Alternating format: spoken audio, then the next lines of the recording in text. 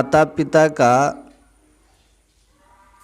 केवल यही कर्तव्य नहीं होता है कि आप उसको अपनी भौतिक संपदा का उत्तराधिकारी बना दीजिए। माता पिता का कर्तव्य ये भी होता है कि अपने धर्म की, अध्यात्म की संपदा का उत्तराधिकारी नहीं बनाए तो आप अपने पुत्र के, अपने संतान के सच्चे हितैषी नहीं हैं। धन कितना दिन रहेगा? आपको धन के साथ कितना दिन रहने का अवसर मिलता है? 50, 60, 70। संतान को भी तो यही 80, 90। लेकिन आपका दिया हुआ संसारिक सारा संपत्ति, सारी विद्याएं ये छूट जाएगी। लेकिन जो आपने अध्यात्म की, धर्म की जो संपदा उसको सौंपी, धर्म और अध्यात्म की संपदा कैसे सौंपते हैं? उसको धर्म या अध्यात्म में जोड़ करके। तो आप समझिए कि आप सफल माता पिता हैं।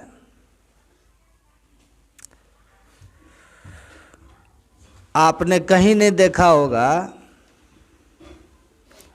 मैं तो अभी तक रतन टाटा या बिरला या डालमिया या मुकेश अंबानी किसी का किसी चौराहे पर सरकार के द्वारा मूर्ति लगाया हुआ हम नहीं देखे हैं। देखे आप लोग? कहीं है क्या यहाँ पूरा मुजफ्फरपुर, ये बेगूसराय जिला में बिरला चौक, टाटा चौक, अंबानी चौक, अडानी चौक, बिलगेट्स चौक है?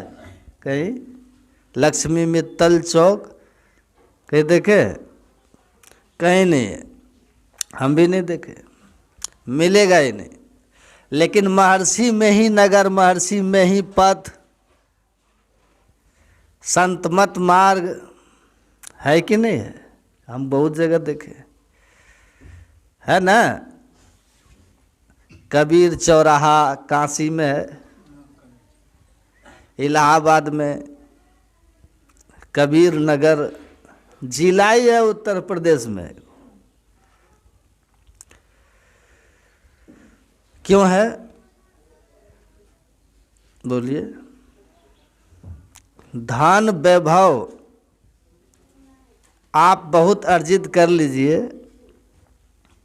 सुनिए ध्यान से, जिन लोगों को उनसे लाभ होगा वो आपके जय जयकार आपके जीवन काल में भले करेंगे, मरणोपरांत कहीं आपके निशान उनके जीवन में नहीं होगा। लेकिन जो अपना जीवन सत धर्म से जोड़ा है, धर्म के पथ पर जो चले हैं, उनकी निशानी होती है। सरकार भी करती है और समाज भी करता है। ये महिमा है अध्यात्म ज्ञान की। इसलिए ऐसा संपत्ति दीजिए पुत्र पुत्री को, परिवार को, जिस संपत्ति को प्राप्त करके लोक परलोक दोनों जगह वो हमेशा के लिए सुखी रहे, यहाँ और वहाँ। तो सबसे बड़ी पूंजी है कि सत्संग और ध्यान, सत्कर्म, और ऐसी संतानें जो धर्म के मर्म को समझते हैं। वही अजातशत्रु के बारे में सुन रहे थे ना, क्या दुर्दशा हुआ था उनका। माता पिता के सदिच्छाओं का, धर्म कार्य के लिए कोई सद्भावना, कोई सदिच्छा प्रकट हुई तो उसको सहर्ष पूरा करने के लिए आगे आ जाए, ऐसा पुत्र हो। बाकी आप बीमार पड़ जाओ, आपके पीछे 20 लाख खर्च कर देगा, लेकिन आप सत्संग कराने के लिए कहो तो उसको भारी लगेगा। हम ऐसे बहुत को देखे हैं, जानते हैं। इलाज में 20 लाख खर्चा कर देगा, सत्संग में 10,000 खर्चा नहीं कर पाएगा, क्योंकि अध्यात्म का संस्कार नहीं डाला गया ना।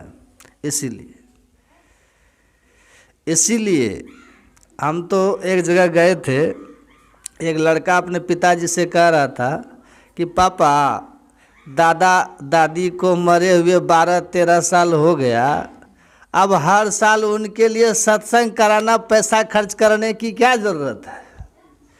आपको कहीं जाना है, घूमना है, कुछ खरीदना है, कोई इच्छा है पापा, कोई और शौक मौज है तो पूरा कर लीजिए,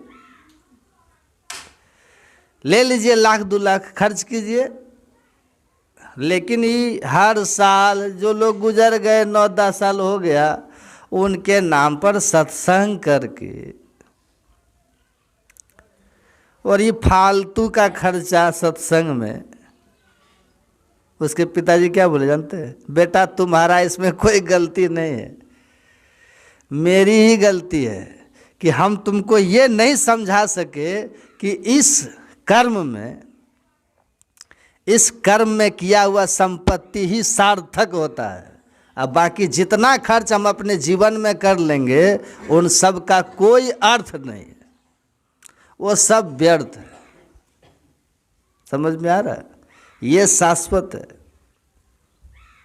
और ये लोक परलोक दोनों उत्तम बनाने वाला है। जीवन का सुख इसी से मिलेगा, अब परलोक का भी सुख इसी से मिलेगा। हैं पूज्यपाद महर्षि दल बहादुर परमहंस जी महाराज कई बार कटिहार के सत्संग मंदिर में गामी टोला में कहते थे, हम सुने हैं कि देखो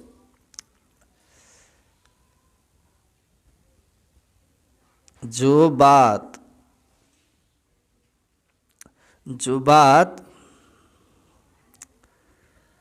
बोलो, जो बात बोलो उस बात को आचरण में लाओ तो लोग उस पर अमल करेंगे, तुम्हारी वाणी में प्रभाव होगा, लोग सुनेंगे, मानेंगे।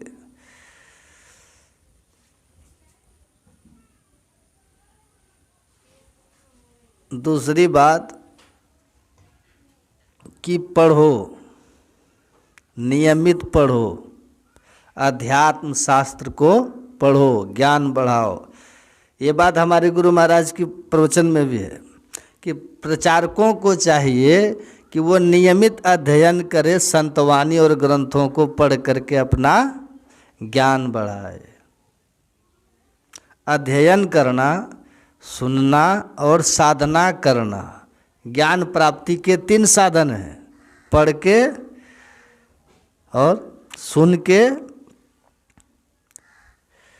ये अप्रत्यक्ष ज्ञान होता है इससे, और साधन करके अनुभव ज्ञान होता है। तो ज्ञान बढ़ाने के 3 साधन हैं। तो कहते थे देखो नियमित पढ़ो, बात पुरानी पर कहने का ढंग नया होना चाहिए, और नहीं तो लोग कहेंगे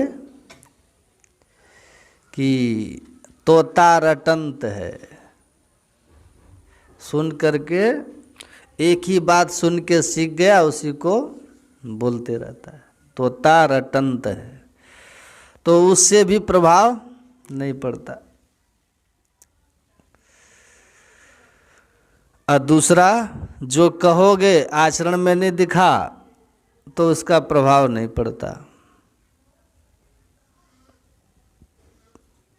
तो दोनों बात धर्म प्रचारक के लिए बहुत जरूरी है कि नियमित अध्ययन करे और जो बोले वो आचरण में हो। गृहस्थ श्रोता के लिए क्या है? आप लोग के लिए, तो आप लोगों के लिए है कि जो आप सुनिए ध्यान से, दिमाग शांत रखिए, जो आप सुने अपने कल्याण की बात। ये सत्संग में लाभ बहुत है, बहुत लाभ है। मूर्ख जन कोई सार न जाने, सत्संग में अमृत बरसे। गुरु महाराज कहते हैं ना, सतजन सेवन करत नित्य सत्संगति करना, वचन अमीदे ध्यान श्रवण कर चित्त में धरना, मनन करत नहीं बोध होए तो पुनि समझी जय, अरे हारे में ही समझ बोध जो होए, रहनीता सम कर लीजिए। तो रहनी हमको जो सुने हैं उसके अनुकूल कर लेना है। तो जो सुने आचरण में उतार लिए तो जो लाभ होना चाहिए वो लाभ आपको मिल जाएगा। और आपसे जब ज्ञान आचरण में उतर जाता है तो अपना तो कल्याण हो ही जाता है। हमारे जीवन को देख करके दूसरे भी प्रेरित हो जाते हैं और हम दूसरे का भी भला करते हैं, दूसरे का भी भला करते हैं। तो ज्ञान को आचरण में उतार लेने से क्या होता है? बहुत लाभ होता है, अपना भी भला और दूसरे का भी। बोलिए ना, क्या होता है? हाँ, ये बात हमारे लिए भी है, हम जो ज्ञान का उपदेशक हैं, और आप जो श्रोता, आपके लिए भी है। लेकिन नित्य नियमित ज्ञान का वृद्धि करना, ये आप करें ना करें आप लोग, ये आप जाने, लेकिन वक्ता के लिए बहुत जरूरी है। वक्ता के लिए बहुत जरूरी होता है। पूज्य दल बहादुर बाबा ये कई बार कहते थे, कई बार प्रशंसा भी करते थे। हमने देखा उनको, जितना ही थोड़ा समय मिला, महर्षि संत सेवी परमहंस जी महाराज को देखा कि एक दिन भी बिना पढ़े नहीं रहते थे। और स्वामी विवेकानंद जी महाराज के पीछे पीछे हम लोग जाते, मतलब आशुतोष बाबा या और कोई बाबा पीछे पीछे जाते, तो बोलते हैं पढ़ाई बंद की है, और वो कहते हैं कि देखो नित्य नियमित कुछ नई बात दिमाग में आने से दिमाग उस नई बात का चिंतन करता है, मन उस नई बात पर घूमता रहता है। जब मन नई बात पर घूमेगा, क्योंकि आप जिज्ञासु हैं, आप साधक हैं, आप प्रचारक हैं, तो किसी बात को जब आप स्मरण करेंगे, याद कर लेंगे, तो उसको बहुत अच्छी तरह से किस तरह उस बात को व्यक्त किया जा सकता है, उस पर आपका मन मस्तिष्क घूमेगा। और आप भी अगर कुछ याद करते नया, तो उसका अर्थ समझने की आपके अंदर बार बार जिज्ञासा होगी।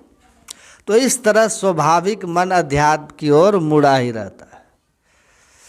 शायद ही कभी हम देखे ऐसा दिन आया उनका, उन्होंने कहा कि जब मैं किसी ग्रंथ से नया कुछ नहीं सीखा, नहीं ग्रहण किया।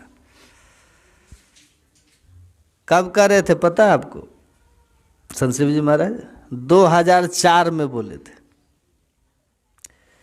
क्या उनकी अवस्था रही होगी उस समय संत शिव जी महाराज का? एक दिन पूछा उनसे, कहा उनका पढ़ने का टाइम तय था, आधा घंटा जरूर जा करके कोई बुक लेकर के और देखते थे, नई नई बुक मंगाना, पढ़ना। ये बात हम सब के लिए जरूरी है, समझ में आया? आप जितनी बातें इधर उधर का हम लोग लगाते हैं, उसको अगर एक संतवानी याद करने में, एक दोहा याद करने में लगा देंगे, और दोहा के अर्थ को समझने में अपने ख्याल को लगा देंगे, तो सात्विक मन रहेगा, मन आपका सात्विक रहेगा। ये जो आप भी सुन रहे हैं ना,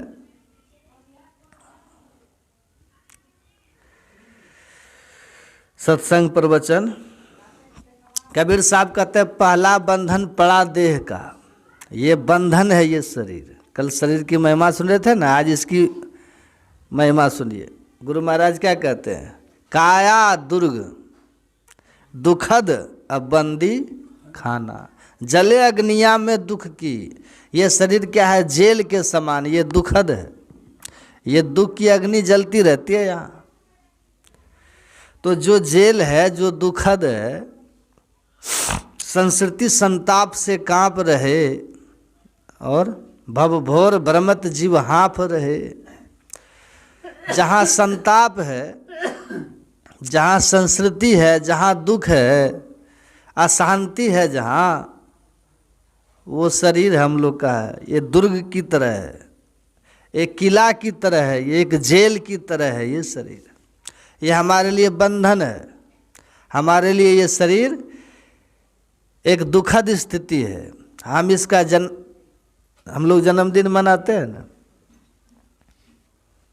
आपको पता होना चाहिए। अपने देश में ऋषि मुनियों का देश है ना ये। अपने देश में ऐसे ऐसे महापुरुष हुए हैं, इस देह को शत्रु मान करके और लोक शिक्षा के लिए, समाज को ज्ञान देने के लिए, दुनिया के लोग इसको समझे, सीखे, इससे इसको हृदयंगम कर ले, इसके लिए संतों ने तरह तरह की लीला भी की है। ऐसे ऐसे महापुरुष आपको मिलेंगे अपने ही देश में। ऐसे ऐसे कोई मिलेंगे आपको जो कभी नहाते ही नहीं है। वो कहते इस देह को हम ना लाएंगे, जो मेरा दुश्मन है। आश्चर्य लगेगा आपको। नाखून नहीं काटते, बाल नहीं मुड़वाते, वो जटेश्वरी हो जाते, कोई ठड़ेश्वरी हो जाते हैं, खड़े रहते हैं। ऐसे ऐसे लोग हैं। वो कहते ये तो हमारा दुश्मन है शरीर, ये तो जेल है, कैद खाना है, बंधन है, हम क्यों इसके लिए उत्सव मनाएं? ये तो भगवान ने इस शरीर रूपी जेल में डाल करके हमको दुख देने की व्यवस्था कर दी है। पहला बंधन पड़ा देह का, ये बंधन है।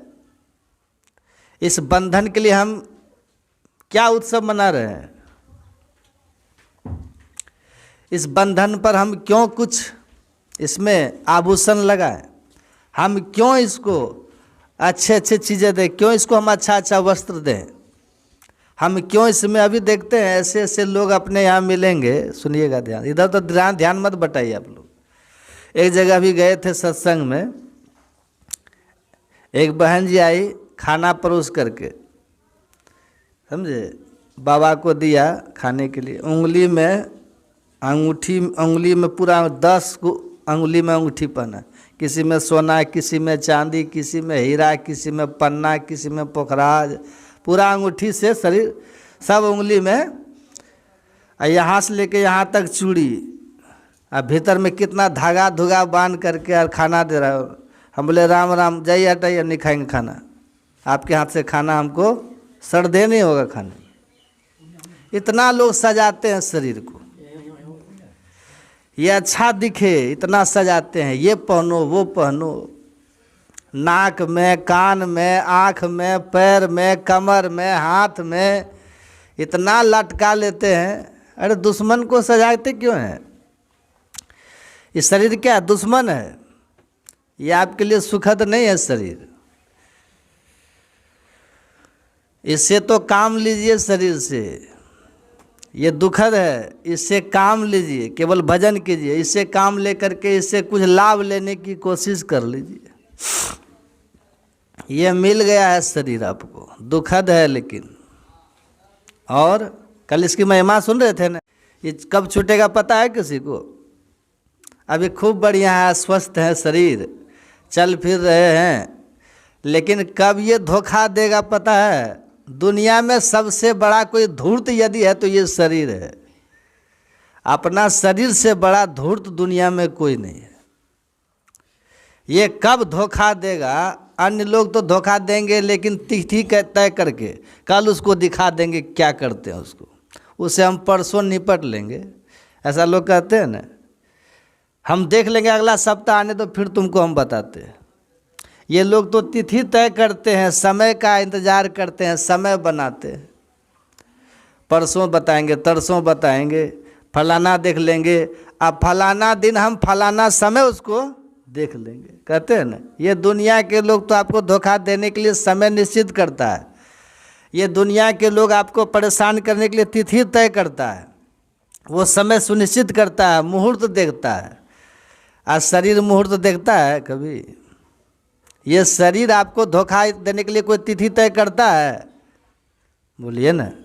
ये सबसे बड़ा धूर्त है शरीर अपना। ये कब आपको धोखा दे देगा इसका कोई अता पता? हमारे गुरु महाराज कहते औचक ही गिर जाए। औचक मतलब अचानक।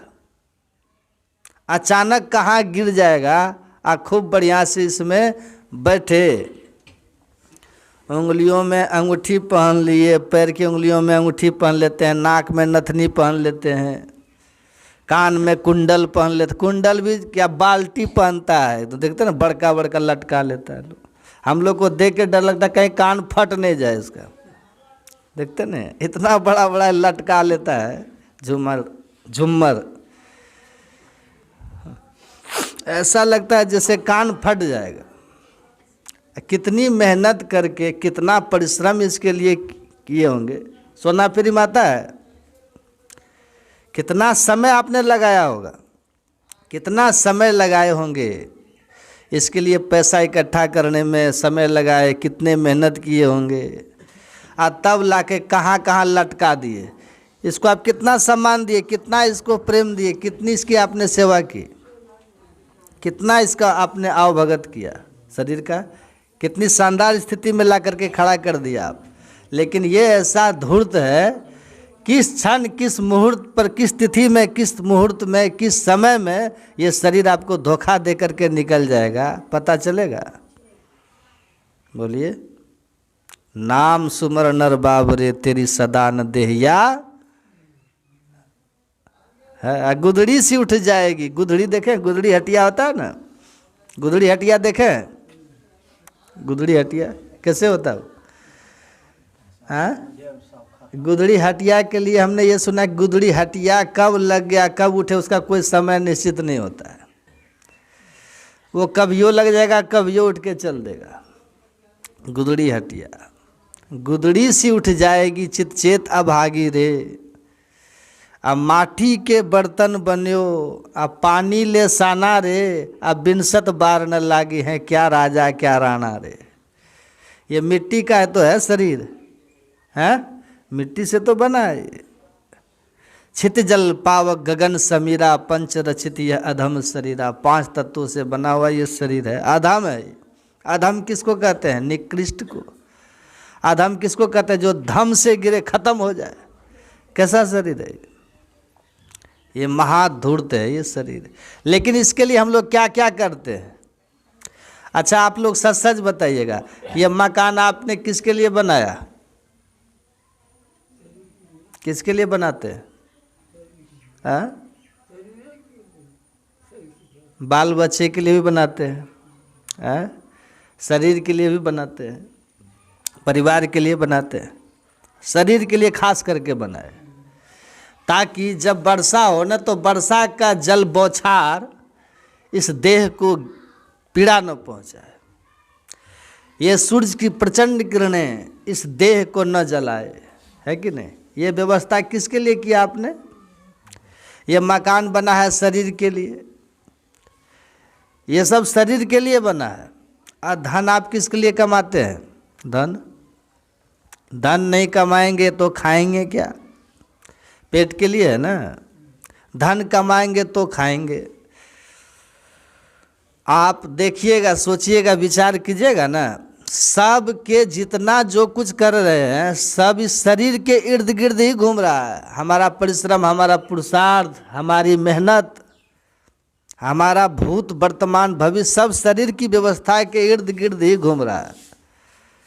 ऐसा करो तब सुखी हो जाओगे, ऐसा करो तब सुखी हो जाएंगे। और सुखी कौन हुए? बस ये देह के लिए सब व्यवस्था हो रही है। भ्रांति है कि हमें सुख मिलेगा, लेकिन इस भ्रम को छोड़ देना है। ये सब व्यवस्था से हमको कुछ मिलने वाला नहीं है, ये सब मिलता है केवल शरीर को। मकान बना लिए तो वर्षा से बच गया शरीर हमारा, कपड़ा खरीद लिए तो शरीर ढक गया हमारा, हैं? अन्न ले लिए तो पेट भर गया हमारा। गहना खरीद लिए तो शरीर सज गया हमारा, यही तो होता है ना, और कुछ नहीं होता है। और आप जो विवाह करते हैं किसके लिए करते हैं? कार्ड में झूठ लिखता है, हम देखते हैं कार्ड में जो लिखता है ना आजकल, दो आत्माओं का मधुर मिलन। सही है, सही है। विवाह में जो कार्ड में लिखता है दो आत्माओं का मधुर मिलन, सही बात है? एकदम झूठ है। दो शरीर का मिलन है। विवाह भी शरीर के लिए लोग करते हैं, विवाह भी शरीर के लिए होता है। आप पुत्र किस लिए पैदा करते हैं? वो भी शरीर के लिए है, सब इसी के लिए। अब जिसके लिए आप इतनी इतनी व्यवस्था कर रहे हैं, जिसके लिए मकान बना रहे हैं, कपड़ा खरीद रहे हैं, आभूषण बना रहे हैं, विवाह कर रहे हैं, व्यवस्थाएं कर रहे हैं, संतान उत्पन्न कर रहे हैं, ये सब आखिर किसके लिए कर रहे हैं? शरीर के लिए तो कर रहे हैं ना। इतना इतना जिसके लिए कर रहे हैं, ये धोखेबाज शरीर कब धोखा दे देगा है पता? विश्वास करना चाहिए शरीर पर? कभी कभी नहीं करना चाहिए। कुछ लोग ऐसे होते हैं, वो कहते हैं कि नहीं हम इतना वैरायटी बनाएंगे तभी खाएंगे। आप खाते हैं? हम लोग को भी लोग पूछते हैं क्या खाइएगा बाबा? एक जगह में इतना खा लिए कि सत्संग में बैठने में दिक्कत हो रहा था, इतना वैरायटी बना दिया था। इस बात को हम भूल गए कि मंच पे भी बैठना है। एकदम स्वादिष्ट लगा खाने में तो भर पेट खा लिए, अब मंच पे हमको हालत खराब हो गया, तो बैठना आफत हो गया। ऐसे होता है ना जीवन, कभी घी घना, कभी मुट्ठी भर चना, कभी वो भी मना। लेकिन हम लोग कुछ ऐसे ही हैं जो कहते नहीं इस तरह से खाना बनेगा तब ये हम खाएंगे, और नहीं तो हम, ये हट किस लिए, जिद किस लिए हमारा? बस शरीर के लिए तो है। हम क्या क्या इस शरीर के लिए सोचते हैं, क्या क्या इस शरीर के लिए करते हैं, देखिए। लेकिन ये ऐसा शरीर धूर्त है, आपको कभी भी धोखा दे करके भाग जाएगा, छोड़ देगा आपको। आप देखते रह जाएंगे, जब ये देह छोड़ेगी ना आपको, तो आप देखिएगा, है देखो मेरा शरीर यही तो है, आप देखिएगा शरीर को। लेकिन आप सोचिए उसमें फिर से घुस जाएंगे, आप नहीं घुस पाइएगा। जिस देह से निकलता है ना, देखता है, लेकिन वो विवशता, वो एक लाचारी, एक विवशता जो अपनी हो जाती है उस समय, वो घुस नहीं सकता। ये धूर्त निकल गया, छोड़ दिया शरीर आपको। तो कुछ लोग ऐसे होते हैं कि इसका हम कितना व्यवस्था करते हैं शरीर के लिए, इतना हमारे लिए परेशानी का घर बना हुआ है ये शरीर। अब यदि ज़्यादा थोड़ा सा खा लिए मिर्च मसाला, तो पेट में ऐसा जलन पैदा कर देगा कि आप दुखी हो जाइएगा। ये जलन किसने पैदा किया? ये दुखी आपको किसने किया? शरीर ही तो किया ना।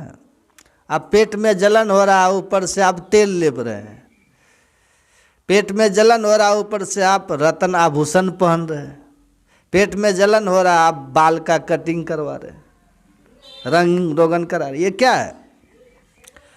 ये दुश्मन है हमारा शरीर। किए शत्रु निजेंद्रियानी। और भी सुनिए, ये शरीर कैसा है अपना?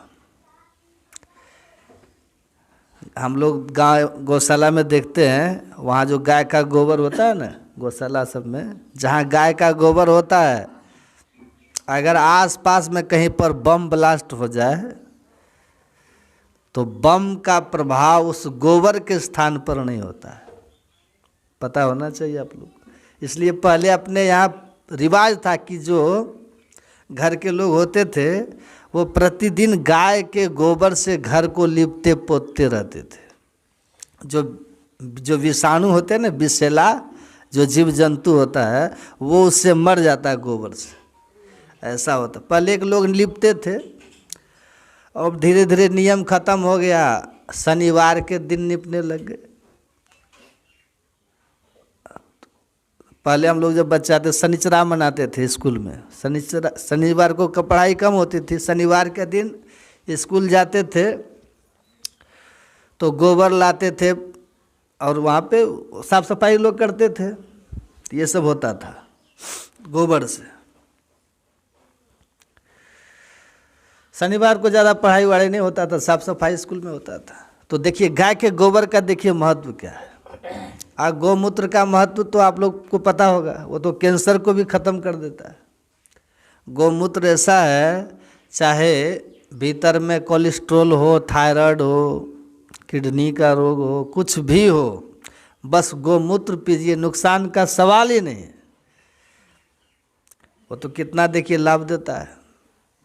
लेकिन शरीर अपना वैसा है, कहिए ना, हम लोग जाते हैं गांव घर में, देखते रहते हैं, यदि बिना कहे घुस जाते हैं शौचालय में, और यदि वहाँ टट्टी जहाँ तक दिख जाती है तो उल्टी हो जाती है कभी कभी। हे भगवान, गाय के गोबर में होता है ऐसे, अब मनुष्य का गोबर देख के ही उल्टी हो जाता है।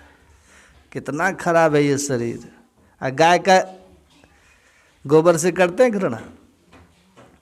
कितना बढ़िया फैक्ट्री है, उससे जो गोबर निकलता है वो गोबर देखिए कंपोस्ट, वही ना आपके फसल को लाता है। वही गोबर से देखिए कितना दवा बन जाती है। और गोबर का रस निकाल करके उसको पीजिए, बहुत लाभ होता है। इसके लिए बहुत बहुत दवाई कहाँ कहाँ बन रहे, लोग बना रहे हैं। गौमूत्र से कितना लाभ। अब पंचामृत तो आप जानते हैं कि नहीं?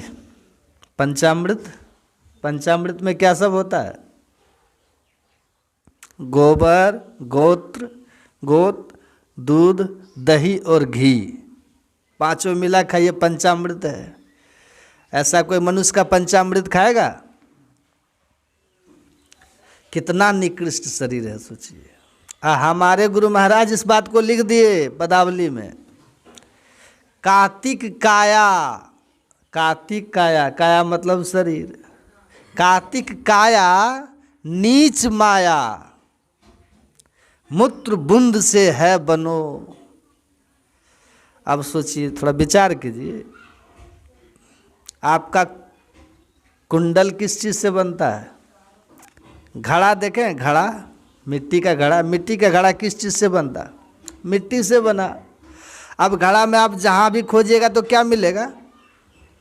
मिट्टी ही दिखेगी उसमें। आप आभूषण पहनते हैं, कान में कुंडल, नाक में नथ पहनते हैं सोना का, तो उसमें जहाँ भी खोजिए क्या मिलेगा? सोना ही मिलेगा। मिट्टी का घड़ा है तो जहाँ खोजिए मिट्टी ही मिलेगी उसमें। सोना का है तो जहाँ खोजिए सोना ही मिलेगा। चांदी का है तो जहाँ खोजिएगा चांदी ही मिलेगी। और शरीर किससे बना हम लोग का? मूत्र बूंद से है बनो। कितना गंदा है ये। इसका हम लोग पूजा करते हैं, इसका कितना सजाने धजाने में। कुछ लोग ऐसे होते हैं, इस दृष्टि से इस देह का तिरस्कार करते हैं। और शंकराचार्य जी महाराज ने तो हद कर दिया। कोवा नरको, नरक क्या है? कहा स्वदेह, शरीर ही नरक है। हमारे गुरु महाराज ने तो जेल कहा। क्या कहा? बंदी खाना, काया दुर्ग दुखद बंदी खाना। अब वो देखिए नरक कह देते शंकराचार्य। नरक है ये शरीर। कार्तिक काया नीच माया, मूत्र बूंद से है बनो, माही पूरन मलन। पूरा मल ही मल है, पूरा गंदगी ही गंदगी है। माही पूरन मलन सो जो जय नहीं, सकलो गनो। ऐसो तन संग कहाँ गर्वसी, मूढ़ अति ही अजान रे। नाम भजू अभिमान तजू, क्षण भंगुर तन मस्तान रे। कैसा शरीर है ये, सोचिए ना। भगवान बुद्ध कहते हैं अठिनंग नगरम कतंग मंस। ये हड्डियों का एक ढांचा खड़ा है। क्या है? बोलिए ना, सुनते नहीं है क्या? क्या है ये? ढांचा। हाँ, भगवान बुद्ध कहते हैं अठिनंग नगरंग कतंग मंस। ये हड्डियों का एक ढांचा खड़ा है। हड्डियों का ढांचा खड़ा है। कभी काल आपको अपना शरीर का असली रूप देखना हो ना, तो आप निकाल के देख लीजिएगा। मोबाइल में देख लीजिएगा कैसा लगता है, हड्डी देख के डर जाइएगा आप, ये भूत है, देख के डर जाइएगा, कितना खराब लगता है। वही भगवान बुद्ध कहते हैं अठिनंग नगरंग कतंग मंस लोहित लेपनम। इस शरीर ये हड्डियों का नगर, हड्डियों का ढांचा है, इसके ऊपर मांस लेप दिया गया, मांस खून लेप दिया गया और ऊपर से चमड़ा से इसको मढ़ दिया गया, चमड़ा से मढ़ दिया, रक्त मांस इसमें लेप दिया, हड्डी का नगर है, हड्डी का ढांचा है। इसमें रहता है क्या, जत्थ जरा च मच्चू च मनो मखो च ओहितो। भगवान बुद्ध कहते हैं इसमें अहंकार रहता है कि नहीं। हम मास्टर साहब है, अहंकार है कि नहीं, अहंकार, मान, अपने को मान करके रखा, हम जमींदार हैं, हम ऑफिसर हैं, मान करके रखा है ना। हम किसी के पिताजी हैं, मान लिया है, हम किसी के पति हैं, मान लिया है। शादी में क्या फेरा लगाते हैं, मंडप में 7 अच्छा 7 फेरा, 7 फेरा लगाए, अब पंडित जी मंत्र पढ़ दिए, मान लिए कि हम लोग पति पत्नी, मान लिए। कुत्ता कुत्ती कभी मानता है, अन्य जानवर कोई मानता है, मनुष्य शरीर में सब माना हुआ है, मान लिया, मान लिया कि अहंकार इसमें बसता है, मान हम इसमें संजो करके रखे हुए। अब विचार कीजिए, और सबसे जो खतरनाक है इसमें मृत्यु का वास है। मृत्यु, जिस दिन माँ के पेट में हमारे जन्म का वो सब गर्भाधान संस्कार जिस समय हुआ, उसी समय मृत्यु साथ पकड़ लिया।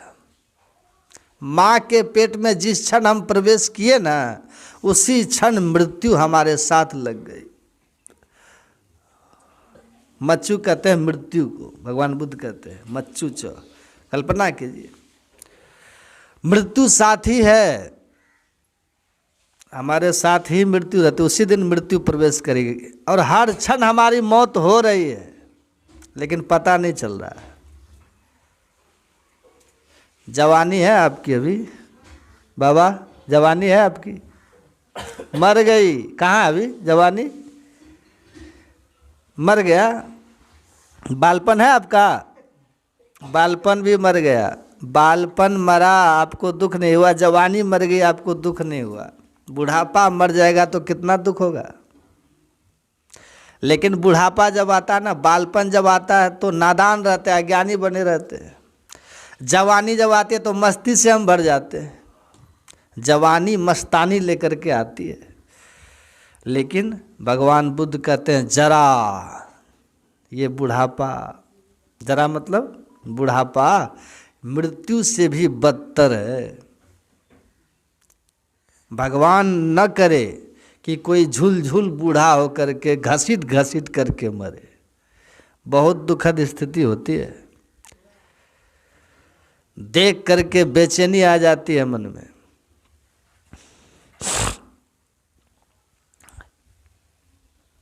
एक बूढ़ा को हमने आँखों देखा, एक बाबा साधु हरिद्वार में थे, वो साधु ने अपनी सारी संपत्ति दूसरे महात्मा को दे दिया। अब वो महात्मा अपने नाम सब करवा लिया। जो वो मरने लगे महात्मा, बहुत पुराना, 100 साल से ज़्यादा उनकी उम्र थी। वो जब मरने लगे तो उसके हाथ में ईंटा बांध करके लटका दिया, दोनों हाथ में 2 ईंटा, बाकी चौकी से लटका दिया। अब पैर में भी ईंटा बांध करके लटका दिया। कहा कोई उपाय ही नहीं इसके सिवा। सोचिए, अब वहीं पर बैठे बैठे पैखाना करता है, मलमूत्र का त्याग कर रहा है, उसी स्थिति में कर रहा है। भगवान बुद्ध कहते हैं ये जरा, ये मृत्यु तो बस दस्तक देगी, लेकिन लेके चल देगी। लेकिन उसके पहले जो बुढ़ापा की स्थिति जब आती है ना, वो बहुत दुखदाई है। वो तोड़ देता है व्यक्ति को, वो कहीं का नहीं छोड़ता। जो आपके अपने थे ना वो शत्रु बन जाता है बुढ़ापा में, जो आपके अपने हैं वो शत्रु बन जाएगा।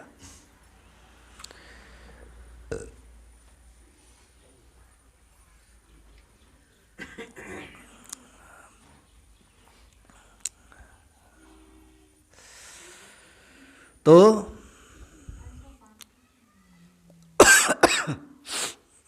क्या कर रहे थे? हाँ, कुछ लोग ऐसे होते हैं देह के पीछे ज़्यादा पड़ते नहीं है, बस इससे जो काम लेना है, भाई परापत मानुख देहुरिया, अब प्रभु मिलन की यह तेरी बेरिया।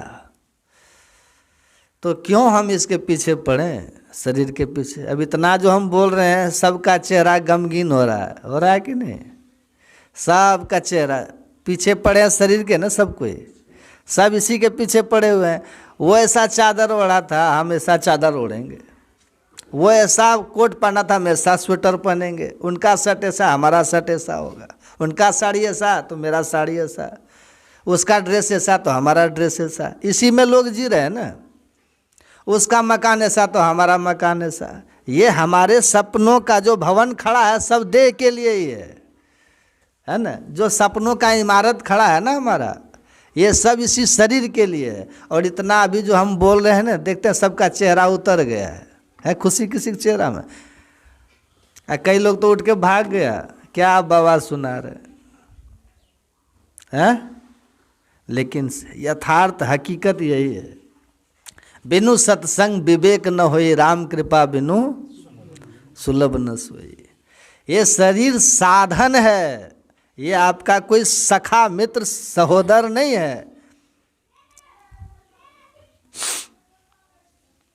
ऐसा ये भ्रम है। ये सब इस देह के प्रति सदैव सजग सावधान रहना चाहिए सबको। ये बड़ा धोखेबाज है।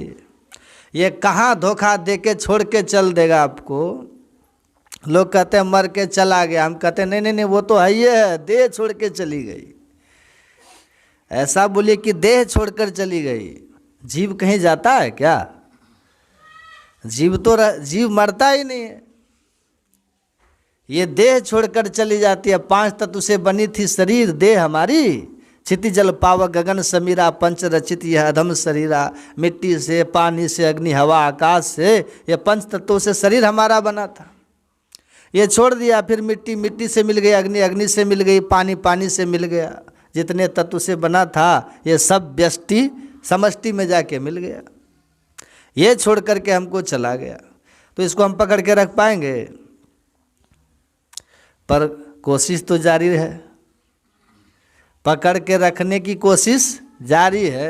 अब भीतर में सब जानते कि रख नहीं पाएंगे, पर कोशिश जारी है।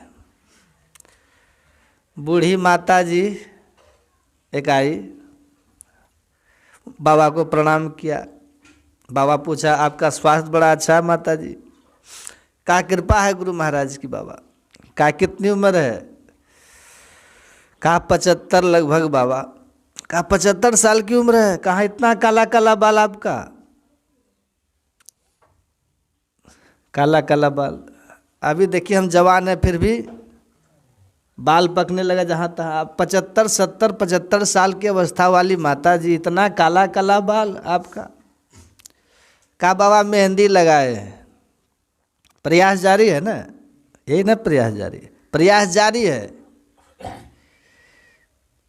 आप कितना भी प्रयास कर लेंगे, लेकिन इतना धोखेबाज शरीर है, ये धोखा दे के निकल जाएगा। आप रंगाते रहिए बाल, ये शरीर चल देगा छोड़ के।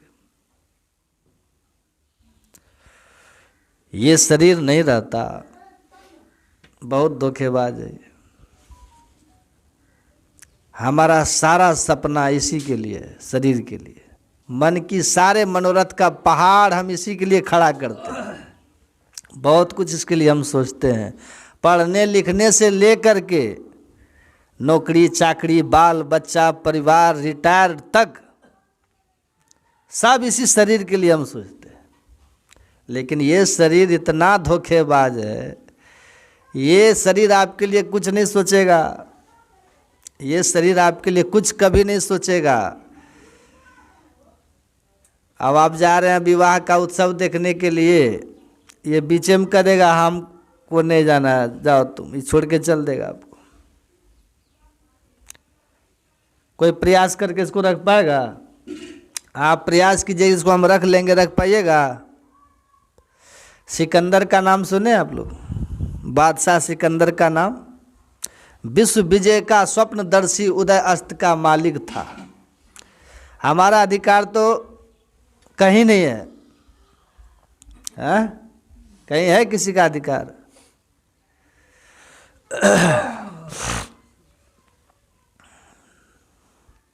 सिकंदर के बारे में सुने होंगे।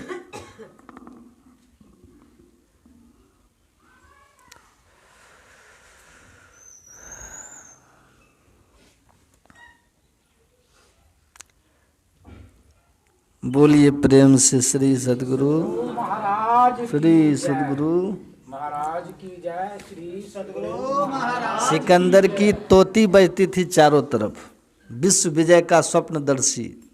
और क्या मजाल कि कोई उसके सामने आंख उठा के देखे, कोई तलवार चल जाता था।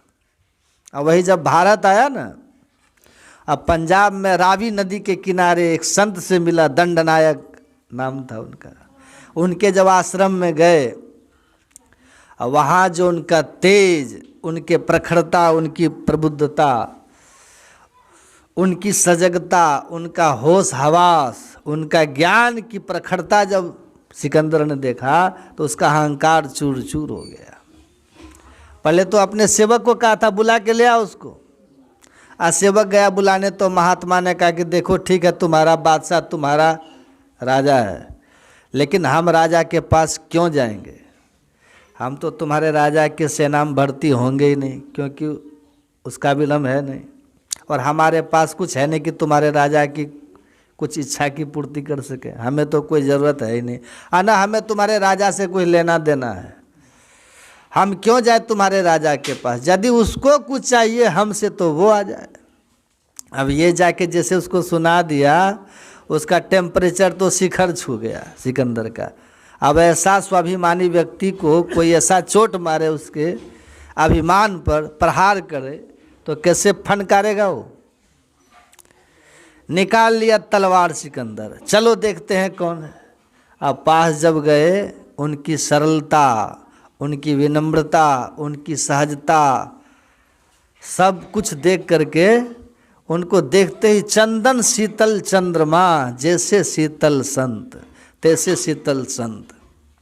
जैसे चंद्रमा में शीतलता होती है, चंदन में शीतलता होती है, ऐसे ही संत में शीतलता होती है। उनको देखते ही उसका पारा ठंडा हो गया सिकंदर का। तब कहा कि महाराज आप आशीर्वाद दीजिए। कहा क्यों? मैंने सब संसार, पूरे संसार को जीत लिया है मैंने, बस ये भारत बाकी है। कहा भारत को तू जीत नहीं पाएगा। कह देगा ऐसा कुछ सीधा? हम लोग किसी को उल्टी बात कहना चाहते तो थोड़ा घुमा फिरा के लाग लपेट के बोलते हैं ना, सीधा बोलेंगे पता नहीं क्या झगड़ा हो जाएगा। कोई बात अगर बोलनी होती है उल्टी विपरीत बात, तो बड़ा उसमें लार लपेट मिर्च मसाला लगा के नूनू बाबू करके खूब बढ़िया से प्रसन्न करके, तब ऊपर से धीरे धीरे कटु बात को लोग सुनाते हैं। अब वो सीधे कि तू अब जीत नहीं पाएगा। चौंक गया सिकंदर। उनके बोलने में इतना दम था, इतना विश्वास था